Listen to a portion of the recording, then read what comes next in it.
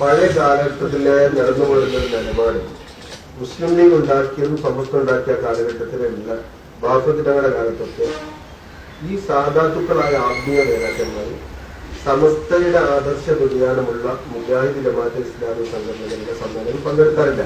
ബാഫത്തിനങ്ങൾ, പുത്തുവേട്ടങ്ങൾ, ശിഹാബ് തങ്ങൾ, ഉമറലി ശിഹാബ് തങ്ങൾ, ഹൈദർ ശിഹാബ് തങ്ങൾ ഇവരുടെ കാലത്തൊന്നും പങ്കെടുക്കാറില്ല. അന്ന് മുജാഹിദോ ജമാഅത്തെ ഇസ്ലാമി ഇവരുടെ സമ്മേളനത്തിന് ക്ഷണിച്ചിട്ടുണ്ട്. അതിന്റെ കാരണം അവരുടെ ആശയത്തെ അംഗീകരിക്കാത്തവരാണെന്നും അവർ ഷിർക്കിന്റെ പ്രചാരകരാണെന്നും പറഞ്ഞു വെച്ചവരാണ് മുജാഹിദ്.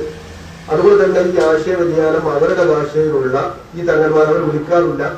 തങ്ങന്മാരുടെ ആശയപ്രകാരം ആശയ വ്യതിയാനമുള്ള മുജാഹിദ് സമ്മേളനത്തിൽ അവർ പങ്കെടുക്കാറുമില്ല. നമ്മുടെ ആത്മീയമായിട്ടുള്ള നേതൃത്വം പാണക്കാട് കുടുംബത്തില് ബഹുമാനപ്പെട്ട സയ്യിദ് ഹൈദരലി ശിഹാബ് തങ്ങൾ വരെയുള്ള ആളുകൾ കൃത്യമായ ആദർശത്തിലായിരുന്നു എന്നും അതിനുശേഷമുള്ള ആളുകൾക്ക് ആദർശ വ്യതിയാനം സംഭവിച്ചിട്ടുണ്ട് എന്നുള്ളത് ഒരുപാട് വർഷങ്ങൾക്ക് മുമ്പ് നാസർ ഫൈസിയാണ് പറഞ്ഞത്.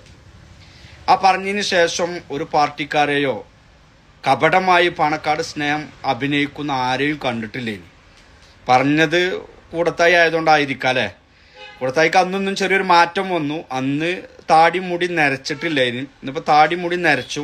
ആ നരച്ച കൂട്ടത്തിൽ ആദർശവും നരച്ചു. അന്ന് പിന്നെ നട്ടലിന് കുറച്ച് ഉറപ്പുണ്ടായിരുന്നു. ഇപ്പം നട്ടലിന് ഉറപ്പില്ല, തേയ്മാനം സംഭവിച്ചു.